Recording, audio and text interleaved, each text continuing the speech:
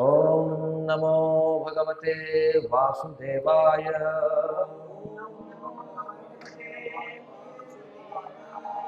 ओम नमो भगवते वासुदेवाय।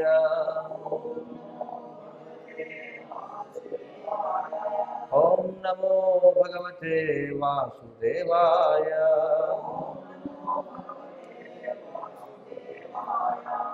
ओम ज्ञानतिमिरान्धस्य ज्ञानाञ्जनशलाकया चक्षुरुन्मीलितं येन तस्मै श्रीगुरवे नमः। नमः ओं विष्णुपादाय कृष्णप्रेष्ठाय भूतले श्रीमते भक्तिविकासस्वामिनिति नमने। नमः ओं विष्णुपादाय कृष्णप्रेष्ठाय भूतले श्रीमते भक्तिवेदान्तस्वामिनिति नमने। नमस्ते सारस्वते देवे गौरवाणी प्रचारिणे निर्विशेष शून्यवादी पाश्चात्य देशतारिणे। जय श्री कृष्ण चैतन्य प्रभु नित्यानंद श्री अद्वैत गदाधर श्रीवासादि गौरभक्तवृंद। हरे कृष्ण कृष्ण कृष्ण हरे हरे, हरे राम राम राम हरे हरे। हरे कृष्ण। మీ అందరికీ ఈరోజు ఆదివారం కార్యక్రమానికి స్వాగతం. మీలో ఎంతమంది తరచుగా ఈ ఆదివారం కార్యక్రమానికి వస్తున్నారు? చేతులెత్తండి. తరచుగా వస్తున్నవారు. సరే, అయితే మిగిలిన వారందరూ కూడా కొత్తగా వస్తున్న వాళ్ళ మీరందరూ కూడా? సరే. సాధారణంగా మనం ఒక ఆలయానికి ఎందుకు వెళతాం? ఆలయానికి ఎందుకు వెళతాం సాధారణంగా? భగవద్ దర్శనం చేసుకోవడం కోసం. మరి మనం సమాజంలో చూసినట్లయితే అనేకమైనటువంటి ఆలయాలు ఉంటాయి. జనులందరూ కూడా ఆలయాలకు వెళుతూ ఉంటారు.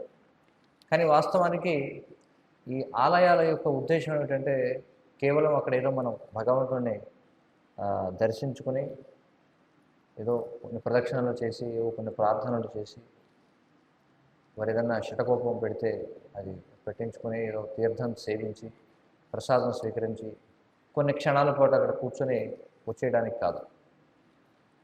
ఆలయాలు పోషించాల్సినటువంటి ముఖ్యమైనటువంటి పాత్ర జనులలో ఈ ఆధ్యాత్మిక చైతన్యాన్ని పునరుద్ధరించడం అన్నమాట. అంటే ఏ విధంగా అంటే ఆధ్యాత్మిక సందేశాన్ని అందించడం ద్వారా. అంటే ఈ ఆలయాలు అనేవి, దేవాలయాలు అనేవి విద్యా కేంద్రాలు. ఇప్పుడు విద్యా కేంద్రాలు అంటే అందరూ ఏమనుకుంటారు? బయట ఏవైతే రకరకాల పాఠశాలలు, కళాశాలలు, విశ్వవిద్యాలయాలు, ఎడ్యుకేషనల్ ఇన్స్టిట్యూషన్స్ ఏవైతే ఉన్నాయో వాటిని అందరూ విద్యాలయాలని అనుకుంటాం. కానీ అవన్నీ కూడా భౌతికమైనటువంటి విద్యకు సంబంధించినవి. భౌతికమైన విద్య అంటే శరీర పోషణార్థం అవి నేర్పుతాయి మనకి. శరీర పోషణార్థం అంటే మరి మనం శరీరమే కదా అని అనుకోవచ్చు. అవును, తప్పే ఉంది అందులో. మరి శరీర పోషణార్థం కదా చెప్తున్నారు. కానీ ఇక్కడ వచ్చిన సమస్య ఏమిటంటే అవును, మనం ఈ శరీరంలో ఉన్నాం, కానీ మనం ఈ శరీరం కాదు. మొట్టమొదటి విషయం మనం తెలుసుకోవాల్సింది, మనం ఏదైతే అర్థంలో మనల్ని మనం చూసుకుంటున్నామో, మీరు నన్ను చూస్తున్నారు, నేను మిమ్మల్ని చూస్తున్నాను, నేను మీ శరీరాలను చూస్తున్నాను, మీరు నా శరీరాన్ని చూస్తున్నారు. కానీ ఈ శరీరం, నేను ఏ శరీరంగా మీకు కనిపిస్తున్నానో ఆ శరీరం నేను కాదు. అలాగే మీరు ఏ శరీరాలుగా నాకు కనిపిస్తున్నారో ఆ శరీరాలు మీరు కాదు. మరి ఎవరు మనం అంటే మనం ఆత్మ, శరీరానికి భిన్నమైనటువంటి వాళ్ళం మనం. అంటే ఎవరు ఈ శరీరాన్ని విడిచిపెట్టి వెళ్ళిపోతే ఈ శరీరం మృత శరీరంగా పరిగణించబడుతుందో ఆ వ్యక్తులం మనం వాస్తవానికి. అందుచేత మనం మానవ జన్మ మనకి లభించింది కాబట్టి ప్రాథమికంగా మనం తెలుసుకోవాల్సినది ఆత్మవిద్య. ఈ ఆత్మవిద్యనే నిజమైనటువంటి విద్య అని చెప్పంటారు. ఎందుకంటే ఇప్పటికి మనం ఎన్నో రకాల శరీరాలు ఇప్పటికే మనం గడిచి మనం ఈ శరీరాన్ని పొందాం. ఈ శరీరం కూడా తాత్కాలికమే. కొన్ని సంవత్సరాల తర్వాత ఈ శరీరాన్ని కూడా మనం వదిలిపెట్టాల్సి ఉంటుంది. కాబట్టి మనం ముఖ్యంగా తెలుసుకోవాల్సింది మన గురించి మనం తెలుసుకోవాలి. ఇప్పుడు అందరూ కూడా ఉదయం లేచిన దగ్గర నుంచి సమాచారాన్ని సమీకరించడంలో తలమునకలై ఉంటారు. వాట్సాప్లో, ఫేస్బుక్లో, ఇన్స్టాగ్రామ్లో, యూట్యూబ్లో, లేకపోతే గూగుల్ ఫీడ్స్లో, లేకపోతే వార్తాపత్రికల్లో, టీవీల్లో ఇలా ప్రతి ఒక్కరు కూడా ఏదో ఒక దాని గురించి తెలుసుకోవడానికి ప్రయత్నం చేస్తూనే ఉన్నారు, అవునా కదా? కానీ దురదృష్టవశాత్తు అసలు తెలుసుకోవాల్సినది ఏదైతే ఉందో అది తెలుసుకోకుండా మిగిలినవన్నీ తెలుసుకుంటారు. అసలు తెలుసుకోవాల్సింది ఏమిటి? మన గురించి మనం తెలుసుకోవాలి, మనం ఎవరం అనేది మనం తెలుసుకోవాలి. ఆ తరువాత మిగిలిన విషయాలు కూడా తెలుసుకోవచ్చు, అందులో తప్పులేదు. కానీ కేవలం మిగిలిన విషయాలు మాత్రమే తెలుసుకొని మన గురించి మనం తెలుసుకోకపోతే మన జీవితాన్ని వృధా చేసుకున్నట్టే. కాబట్టి ఈ ఆలయాలు అనేవి ఎందుకోసం ఉన్నాయంటే మరి జనులందరికీ కూడా నిజమైనటువంటి విద్యను అందించడం కోసం. నిజమైన విద్య అంటే ఆత్మవిద్య. మరి ఏ విధంగా అయితే మీరు అనేకమైన దేవాలయాలకు వెళుతుంటారో, బహుశా కొత్తగా వచ్చిన వాళ్ళు ఎవరో చెప్పుంటారు ఏదో దేవాలయం ఉంది అక్కడికి వెళ్ళండి అని చెప్పి, అదే ఉద్దేశం దగ్గర వచ్చి ఉండొచ్చు.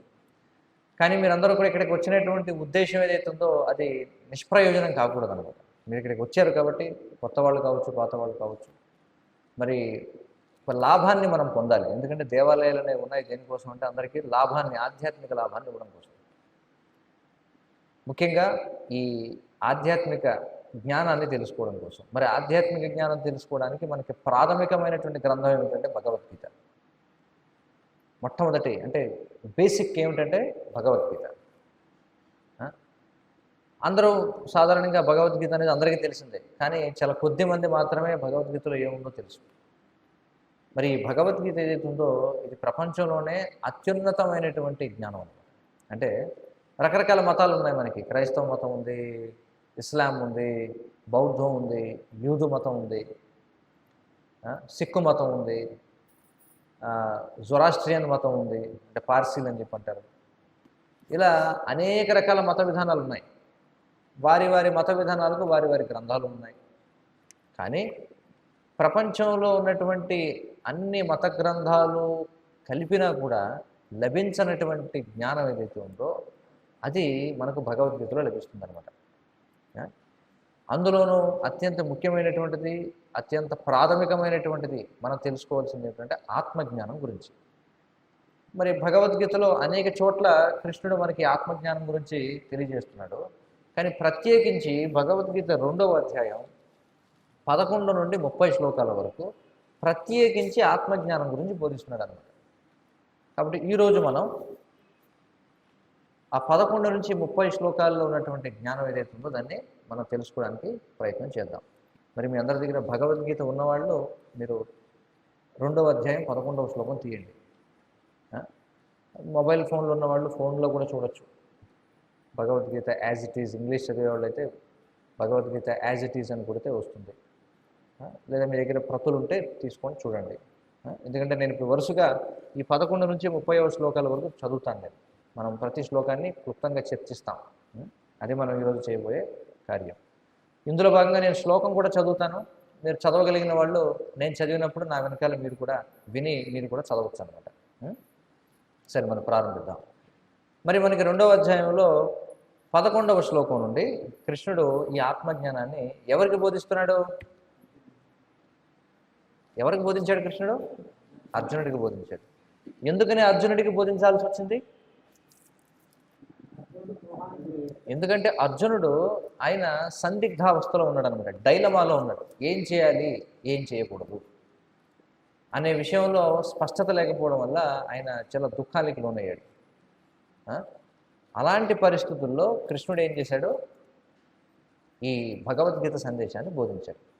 మరి కృష్ణుడు భగవద్గీత సందేశాన్ని ఇప్పుడు నేను చెప్పబోయే ఈ శ్లోకం నుండి మొదలుపెట్టాడు అన్నమాట చెప్పడం.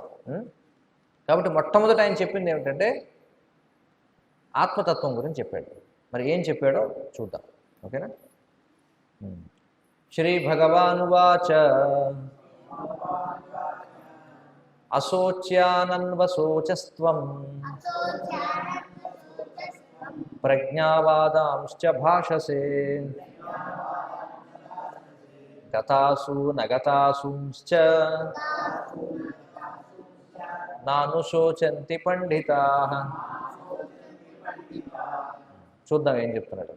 శ్రీకృష్ణ భగవానుడు పలికాను, పాండిత్యముతో కూడిన మాటలు పలుకుతూనే నీవు దుఃఖించదగని విషయము గురించి దుఃఖిస్తున్నావు. వివేకవంతులు జీవించి ఉన్న వారి గురించి కానీ మరణించిన వారి గురించి కానీ దుఃఖించరు. చూడు, ఎందుకంటే ఇది 2వ అధ్యాయం అని చెప్పుకున్నాం. భగవద్గీతలో మొత్తం 18 అధ్యాయాలు ఉన్నాయి. మొదటి అధ్యాయం అంతా కూడా అసలు ఈ భగవద్గీత ఏ పరిస్థితులలో కృష్ణుడు అర్జునుడికి చెప్పాల్సి వచ్చిందో మనకి వివరిస్తుంది. మరి మొదటి అధ్యాయంలో అర్జునుడు అనేకమైనటువంటి వాదనలు చేస్తాడు కృష్ణుడి ముందు. దానికి గాను ఇప్పుడు కృష్ణుడు ఏమంటున్నాడంటే, నువ్వు పండితుడిలాగా మాట్లాడుతున్నావు. పండితుడు అంటే ఎవరు? చాలా విద్యావంతుడు అని అర్థం, అంతే కదా. పండితుడు అంటే స్కాలర్ అని చెప్పంట, నాలెడ్జబుల్ పర్సన్, చాలా గొప్ప పండితుడు అని చెప్పంట. కానీ ఇక్కడ ఏమంటున్నాడంటే అర్జునుడితో కృష్ణుడు, అర్జున నువ్వు పండితుడు మాట్లాడినట్టుగా మాట్లాడుతున్నావు, కానీ పండితులు దేని గురించి అయితే దుఃఖించరో నువ్వు దానికోసం దుఃఖిస్తున్నావు అంటున్నాడు. కాబట్టి ఈ శ్లోకంలో మనకి పండితుడు అంటే ఏమిటో నిర్వచనం చెప్పారు. ఇక్కడ ఏమంటున్నారంటే పండితుడు అంటే ఎవరట? జీవించి ఉన్న వారి గురించి కానీ మరణించిన వారి గురించి కానీ దుఃఖించరట. చూడండి, సాధారణంగా ఈ ప్రపంచంలో మనం ఏం చూస్తాం? ఎవరన్నా మరణిస్తే దుఃఖాన్ని పొందుతారా లేదా? అయ్యో మా వాళ్ళు చనిపోయారే అని ఏడుస్తుంటారు కదా. కానీ కృష్ణుడు ఏమంటాడంటే, పండితుడు అనేవాడు బ్రతికి ఉన్న వారి గురించి కానీ మరణించి ఉన్న వారి గురించి కానీ దుఃఖించడని చెప్పి అంటున్నాడు. ఇదేమిటండి? మరి ఎవరైనా మరణిస్తే మరి దుఃఖించకుండా ఎలా ఉంటాం? దుఃఖించకుండా ఉంటామా మనం? చెప్పండి, దుఃఖిస్తాం కదా. అవును. కానీ కృష్ణుడు ఏమంటాడంటే పండితుడికి దుఃఖించడట. ఎందుకనంటే పండితుడికి తెలుసు మనం ఈ శరీరం కాదు, మనం ఆత్మ అనే విషయం. ఎందుకంటే ఆత్మకి మరణం అనేది లేదు. తర్వాత శ్లోకాల్లో కృష్ణుడు చెప్తాడు దాని గురించి.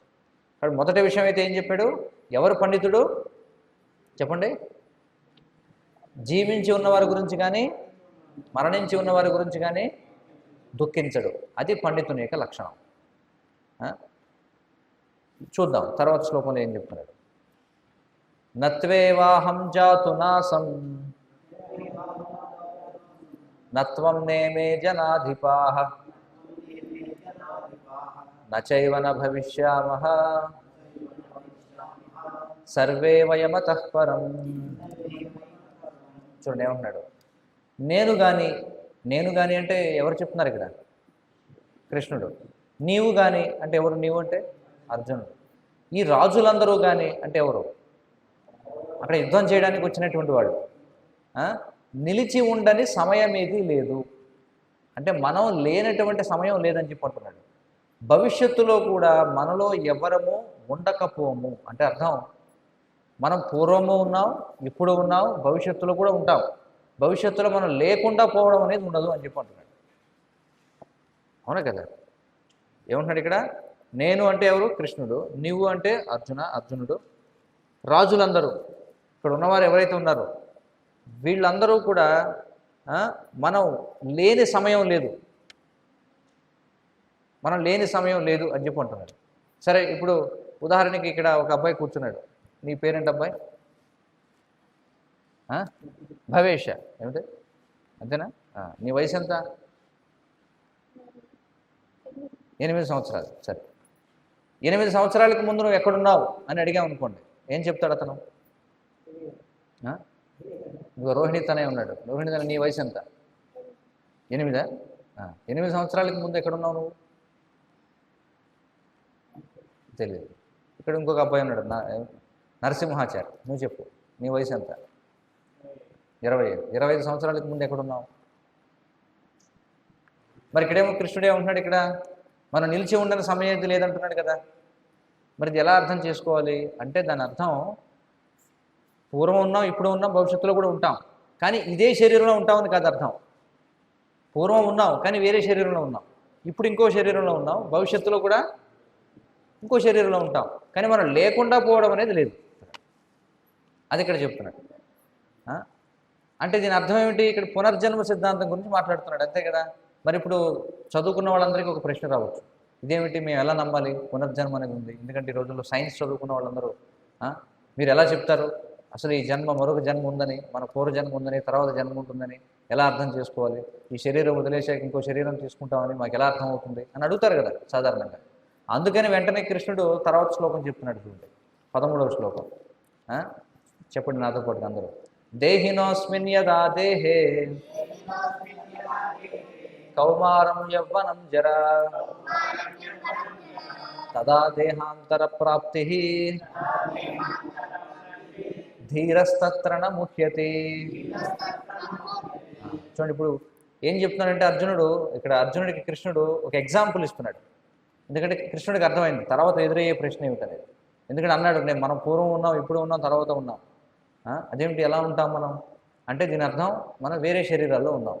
మరి దీన్ని ఎలా అర్థం చేసుకోవాలి, అసలు శరీరాలు అనేవి ఎలా మార్పిడి చెందుతాయి అంటే ఒక ఉదాహరణ ఇస్తున్నాడు. ఏమున్నాడు చూడండి, దేహదారి, వస్త్రధారి అంటాం. వస్త్రధారి అంటే అర్థం ఏమిటి, వస్త్రాన్ని ధరించినవాడు. అలాగే దేహదారి అంటే దేహాన్ని ధరించినవాడు. అంటే మనం అందరం కూడా దేహదారులమేనే కదా, మనందరం దేహదారులు. ఇక్కడ ఏమంటున్నాడు, దేహదారి ఈ దేహంలో బాల్యం నుండి యవ్వనానికి, దాని నుండి ముసలితనానికి క్రమంగా వెళుతున్నట్లుగానే.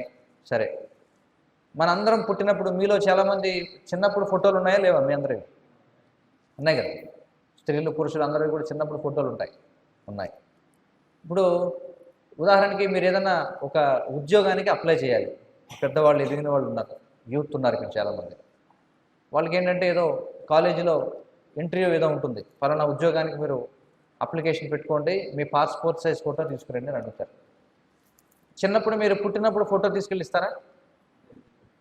ఎవరా? ఎందుకు ఎవరు? అది ఒకటే కదా, ఏమంటారు?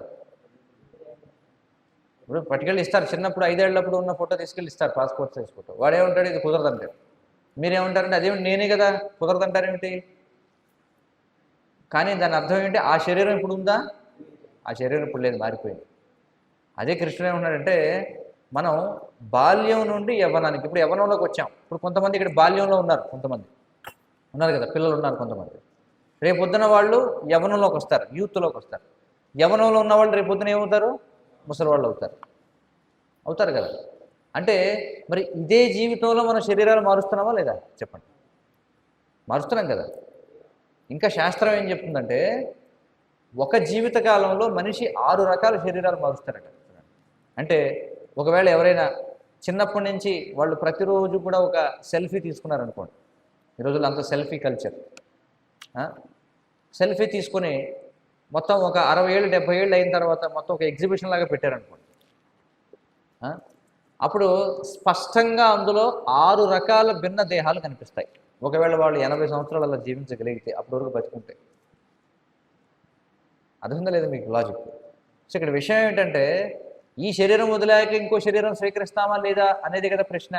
దాన్ని పక్కన పెడితే ఇదే జీవితంలో మీరు శరీరాలు మార్చారా లేదా? కృష్ణుడు అదే అంటున్నాడు. ఏమంటున్నాడు, దేహదారి అంటే ఈ శరీరాన్ని ధరించిన వాడు బాల్యం నుండి యవ్వనానికి, యవ్వనం నుండి ముసలితనానికి క్రమంగా వెళుతున్నట్టుగానే మరణము తరువాత వేరొక దేహంలోకి వెళతాడు అని చెప్పండి. ఇదేమన్నా అర్థం కావడానికి కష్టంగా ఉందా చెప్పండి? చూసాం కదా, ఇదే జీవితంలో మనం చూసాం, శరీరాలు మార్చేస్తున్నాం. కృష్ణుడే ఉన్నాడు, ఈ జీవితంలో ఎలాగైతే నువ్వు శరీరాలు మార్చావో, ఇంక ఈ శరీరం మార్చడానికి ఉపయోగపడినప్పుడు ఏం చేస్తావు? అప్పుడు ఇంకొక కొత్త దేహాన్ని తీసుకుంటావు అని చెప్పి అంటాడు. మరి ఇప్పుడు అర్థమవుతుందా లేదా ఎలా పునర్జన్మ అనేది కలుగుతుంది అనేది? అంటే ఇక్కడ ఏమవుతుంది, దేహం మారుతుంది కానీ మనం మారుతున్నామా? ఉదాహరణకు చూడండి, మీ అందరికీ చిన్నప్పటి జ్ఞాపకాలు ఉంటాయి, ఇక్కడ ఉన్న పెద్దవాళ్ళకి అందరికీ కూడా, అవునా కదా? చిన్నప్పుడు 4 ఏళ్ల వయసులో 5 ఏళ్ల వయసులో మనం అలా ఏదో కొంటే పని ఏదో చేసాం, గుర్తుంటాయి లేదా? అవన్నీ ఉంటాయి. మీరు 80 ఏళ్ల ముసలి వాళ్ళు అయినా సరే గుర్తుంటాయో లేవాలి? ఉన్నాయి. కానీ 5 ఏళ్ల వయసులో మీరు ఆ పని చేసినప్పుడు ఉన్న శరీరం ఇప్పుడు ఉందా? లేదు, శరీరం మారిపోయింది, కానీ మీకు ఆ జ్ఞాపకాలు ఉన్నాయి కదా. అంటే దాని అర్థం, ఆ జ్ఞాపకం ఎవరికైతే ఉందో అది నిజమైన వ్యక్తి, అది ఆత్మ. కానీ మారిపోయింది, ఏమిటి మారిపోయింది? శరీరం మారిపోయింది. కొన్నాళ్ళకి మనం ఏం చేస్తాం, ఈ శరీరాన్ని కూడా విడిచిపెట్టేస్తాం, అప్పుడు మరొక శరీరాన్ని స్వీకరిస్తాం. చాలామంది అడుగుతుంటారు, మరి అదేమిటండి, మరి పూర్వజన్మలో జరిగినవి ఏవైతే ఉన్నాయో అవి గుర్తుండాలి కదా, మరి ఎందుకు గుర్తుండవు మనకి అని అడిగితే, అసలు ఇదే జీవితంలో అనేకమైన జరిగేవన్నీ గుర్తున్నాయా మీకు చెప్పండి? ఇదే జీవితంలో అనేక సంఘటనలు జరిగేవన్నీ గుర్తున్నాయా? గుర్తులేవు. మరి ఇంకా పూర్వజన్మలో ఎలా గుర్తుంటాయి? గుర్తుండవు. ఎందుకంటే మన శరీరం అనేది ఎప్పుడు కూడా మారిపోతూ ఉంటుంది కాబట్టి. సరే, తర్వాత 14వ శ్లోకం తర్వాత ఏం చెప్తున్నాడు చూడండి. మాత్రా స్పర్శాస్తు కౌంతేయ శీతోష్ణ సుఖ దుఃఖదా ఆగమాపాయినో అనిత్య తాం స్థితిక్షస్వ భారత. చూడండి ఏమంటున్నాడు, ఓ కౌంతేయ. కౌంతేయ అంటే ఎవరి పేరు ఇది? కౌంతేయ అంటే అర్జునుడి పేరు. ఎందుకని అర్జునుడికి కౌంతేయ అనే పేరు వచ్చింది? కుంతి యొక్క పుత్రుడు కాబట్టి కౌంతేయ అనే పేరు వచ్చింది. కాబట్టి కృష్ణుడు ఏమంటున్నాడంటే, కౌంతేయ, సుఖదుఖాలు తాత్కాలికముగా కలగడం, కాలక్రమంలో అవి పోవడం, చలికాలము ఎండాకాలము వచ్చిపోవడం వంటిది. ఓ భరతవంశీయుడా, అవి ఇంద్రియానుభూతి వలన కలుగుతాయి. కలత చెందకుండా వాటిని ఓర్చుకోవడం మనిషి తప్పక నేర్చుకోవాలి అని చెప్పాడు. ఎందుకంటే మరి అంతకుముందు చెప్పాడు కదా, పండితుడు అనేవాడి యొక్క, ఎవరిని పండితుడు అంటారు? జీవించి ఉన్నవారి గురించి కానీ మరణించి ఉన్నవారి గురించి కానీ దుఃఖించని వాడిని పండితుడు అని చెప్పి అంటాడు. అంటే మరి దుఃఖించకూడదు. ఇప్పుడు ఉదాహరణకి ఒక వ్యక్తికి ఏదో కష్టం కలిగింది, కష్టం కలిగినా అతడు దుఃఖించడం లేదంటే దాని అర్థం ఏమిటి? అతడు సహిస్తున్నాడు అనే కదా అర్థం. దాన్ని సహిస్తున్నాడా లేదా? సహించకపోతే ఏమవుతుంది? ఇప్పుడు ఏదో దెబ్బ తగిలింది, చిన్నపిల్లవాడు ఉన్నాడు అనుకోండి, ఏదో ముళ్ళు గుచ్చుకుంటుంది, వెంటనే ఏం చేస్తాడు? ఏడుస్తాడు.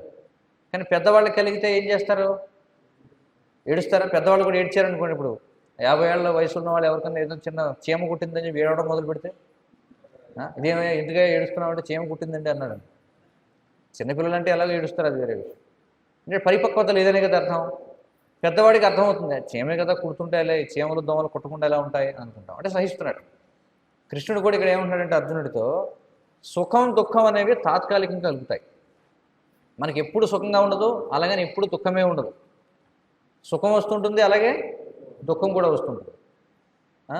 అలాగే ఇక్కడ ఏమంటున్నాడు, చలికాలం ఎండాకాలం వచ్చిపోవడం లాంటి పట్టు. ఇప్పుడు శీతాకాలం ఉంది, ఇప్పుడు ఫ్యాన్ వేస్తే కొంతమందికి చల్లగా ఉంటుంది.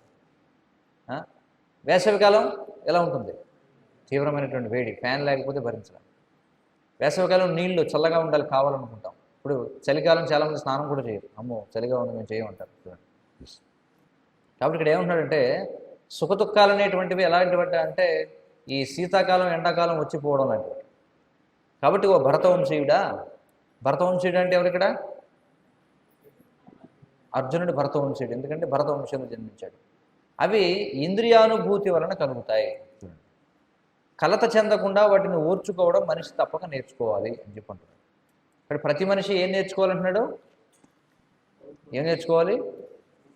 సహించడం నేర్చుకోవాలి అని చెబుతున్నాడు. ఎందుకంటే ఈ చలి వేడి ఇవన్నీ కూడా ఇంద్రియానుభూతి. ఇంద్రియానుభూతి అంటే అసలు ఇంద్రియాలు అంటే ఏమిటంటే మొట్టమొదట ఎంతమందికి తెలుసు ఇంద్రియాలు అంటే ఏమిటో?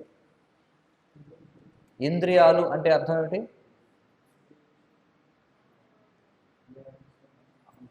సరే, ఇంగ్లీష్లో సెన్సెస్ అంటారు, SENSES, సెన్సెస్. ఎవరికి తెలుసు సెన్సెస్ అంటే ఏమిటో? ఎందుకంటే మరి తెలుగులో అర్థం కాకపోతే ఇంగ్లీష్లోనే అర్థం కావాలి. సెన్సెస్ అంటే ఏమిటి చెప్పండి? ఏమిటవి? సరే, ఇంద్రియాలు ఏమిటో చెప్పండి. చెప్పండి. సరే, ఇంద్రియాలు అనేవి 2 రకాలుగా ఉంటాయి. అందులో ఒక రకం ఏమిటంటే జ్ఞానేంద్రియాలు అంటారు. అంటే నాలెడ్జ్ ఎక్వైరింగ్ సెన్సెస్. అంటే మనం దేని గురించైనా జ్ఞానాన్ని అయినా సరే దేనితో పొందుతామో వాటిని జ్ఞానేంద్రియాలు అంటారు. వేటితో అయితే మనం పని చేస్తామో వాటిని కర్మేంద్రియాలు అంటారు. ఇంకా చెప్పాలంటే బేసిక్గా ఇంద్రియము అంటే ఇన్స్ట్రుమెంట్ అని అర్థం. ఇంద్రియము అంటే పనిముట్టు, పరికరము అని అర్థం. పనిముట్లు అనేవి ఎందుకోసం అవసరం? మనకి ఏదైనా పని చేయాలంటే పనిముట్టు కావాలి, అంతే కదా. అలాగే ఇంద్రియాలు అంటే పనిముట్లు అని అర్థం. ఇప్పుడు జ్ఞానాన్ని, ఇప్పుడు ఫర్ ఎగ్జాంపుల్ ఎక్కడో ఏదో దేశంలో ఏదో ఏరోప్లేన్ క్రాష్ అయింది, దాని గురించిన వార్త కావాలి మనకి. ఏం కావాలి? దానికి ఇన్స్ట్రుమెంట్ కావాలి, ఫోన్ అనేది ఒకటి ఉండాలి. అలాగే మన శరీరంలో కూడా 2 తరగతుల ఇంద్రియాలనే ఉన్నాయి. మొదటి తరగతిని జ్ఞానేంద్రియాలు అంటారు. అంటే నాలెడ్జ్ ఎక్వైరింగ్, జ్ఞానాన్ని సమీకరించే. ఉదాహరణకి ఒక వస్తువుని చూడాలనుకోండి, వస్తువు యొక్క రూపం గురించిన జ్ఞానాన్ని ఎలా పొందుతాం మనం? కళ్ళ ద్వారా. వాసన గురించిన జ్ఞానాన్ని ముక్కు ద్వారా. రుచి గురించిన జ్ఞానాన్ని నాలుక ద్వారా. శబ్దం గురించిన జ్ఞానాన్ని చెవుల ద్వారా. అలాగే స్పర్శ గురించిన జ్ఞానాన్ని చర్మం ద్వారా. కాబట్టి ఈ 5 జ్ఞానేంద్రియాలు అని అంటారు. అంటే జ్ఞానాన్ని పొందే ఇంద్రియాలు. తర్వాత కర్మేంద్రియాలు అంటే పని చేసేటువంటివి. వేటితో పని చేస్తాం? చేతులతో పట్టుకుంటాం, కాళ్ళతో నడుస్తాం, ఇంక తర్వాత మనకి ఉదరం అంటే పొట్టతో జీర్ణ వ్యవస్థ అంతా పనిచేస్తుంది. అలాగే మర్మావయవాలు అంటే ఎక్స్క్రీటరీ ఆర్గాన్స్ అర్థమవుతుంది కదా, గుదము అలాగే తర్వాత మనకి మేఢ్రము, ఈ రెండు ఏం చేస్తాయి, అలాగే మలమూత్రాలు విసర్జించడం కోసం. ఈ వీటిని కర్మేంద్రియాలు అని చెప్పి అంటారు, అంటే పని చేయడానికి అవసరమయ్యే ఇంద్రియాలు. ఇక్కడ కృష్ణుడు ఈ శ్లోకంలో ఏమంటున్నాడంటే ఈ చల్లగా ఉండడం వేడిగా ఉండడం ఇవన్నీ ఎందుకు జరుగుతున్నాయట అంటే ఇంద్రియానుభూతి వల్ల కలుగుతాయట. ఇంద్రియానుభూతి. ఇప్పుడు అదే వస్తువు కళ్ళతో చూస్తాను, దేనైనా కళ్ళతోనే చూస్తాం, కానీ ఒకసారి చూస్తే మనకి బాగుందనిపిస్తుంది, మరొకసారి చూస్తే అది బాగోలేదనిపిస్తుంది. అదే శబ్దం ఒకసారి వింటే బాగుందనిపిస్తుంది, మరొకసారి వింటే బాగోలేదనిపిస్తుంది. అదే పదార్థం ఒకసారి తింటే బాగుందనిపిస్తుంది, తర్వాత తింటే మళ్ళీ బాగోలేదనిపిస్తుంది. అదే వస్తువుని ఒకసారి పట్టుకుంటే, ఇప్పుడు చూడండి ఇందాక ఉదాహరణ ఇచ్చాను, వేసవికాలంలో నీరు చల్లగా ఉంటే బాగుంటుంది శరీరానికి, కానీ అదే నీరు మళ్ళీ మనం శీతాకాలంలో అయితే ఇష్టం ఉండదు. అంటే దేనికి ఇబ్బంది కలుగుతుంది, చర్మానికి ఇబ్బంది కలుగుతుంది, అంతేనా కాదు. అదే కృష్ణుడు ఇక్కడ ఏమంటున్నాడంటే ఈ చల్లగా ఉండడం వేడిగా ఉండడం ఇవన్నీ కూడా ఇంద్రియానుభూతి వల్ల కలుగుతున్నాయి. కాబట్టి దానివల్ల మనకి సుఖం దుఃఖం. నీరు వేసవికాలంలో సుఖాన్ని ఇస్తుంది, శీతాకాలంలో దుఃఖాన్ని ఇస్తుంది. మరి తేడా ఏమిటి అంటే నీరు సుఖకరమైనదా దుఃఖకరమైనదా అంటే ఏం చెప్తారు? నీరు సుఖాన్ని ఇస్తుందా దుఃఖాన్ని ఇస్తుందా అంటే ఏం చెప్తారు? దేనిపై ఆధారపడి ఉంటుంది అది? అంతే అంతే కదా. నీరు మంచిది కాదు చెడ్డది కాదు, మన పరిస్థితిని బట్టి అది ఆధారపడి ఉంటుంది, మన యొక్క చర్మం యొక్క తత్వాన్ని బట్టి అది ఆధారపడి ఉంటుంది. అందుకే ఇక్కడ ఏమంటున్నాడంటే అర్జున ఇవన్నీ కూడా తాత్కాలికంగా వస్తుంటాయి పోతుంటాయి. ఎందుకని ఇలా చెప్తున్నాడంటే మరి అర్జునుడు చాలా బాధపడుతున్నాడు, అయ్యో నేను మా తాతగారిని చంపాలి లేదా మా గురువు గారిని చంపాలి, నేను ఎలా వీళ్ళని చంపుతాను, నా బంధువులను చంపాలి. భగవద్గీత మొదటి అధ్యాయంలో మీరు చూస్తే అర్జునుడు చెప్తాడు ఆ యుద్ధంలో ఎవరెవరు కనిపిస్తున్నారు నాకు, అతనికి తాత ముత్తాత వరుస వాళ్ళు ఉన్నారు, ఆ యుద్ధంలో తాత వరుస వాళ్ళు ఉన్నారు, తండ్రి వరుస వాళ్ళు ఉన్నారు, సోదరుల వరుస వాళ్ళు ఉన్నారు, కొడుకు వరుస వాళ్ళు ఉన్నారు, మనువడి వరుస వాళ్ళు కూడా ఉన్నారు ఆ యుద్ధంలో. బావలు ఉన్నారు, మేనమామలు ఉన్నారు, మేనల్లుళ్ళు ఉన్నారు, బావమరుదులు ఉన్నారు. చూడండి మొత్తం బంధువులందరూ అక్కడ ఉన్నారు. ఇప్పుడు వాళ్ళని చంపాలి, యుద్ధం చేయాలి, కాబట్టి బాధపడుతున్నాడు. అందుకే ఇక్కడ ఏమంటున్నాడంటే నువ్వు దాని గురించి బాధపడకూడదు ఆయన, ఎందుకంటే నువ్వేమనుకుంటున్నావు ఇక్కడ మరి భీష్ముడు వృద్ధాప్యంలో ఉన్నాడు, భీష్ముడు నేనెలా చంపుతాను అనుకుంటున్నావు. నువ్వేమనుకుంటున్నావు అంటే భీష్ముడిని నువ్వు చంపకపోతే భీష్ముడు ఎల్లకాలం జీవించుంటాడు అనుకుంటున్నావు, కానీ నువ్వు చంపకపోయినా భీష్ముడు ఏమవుతాడు, కొన్నాళ్ళకి చనిపోతాడు.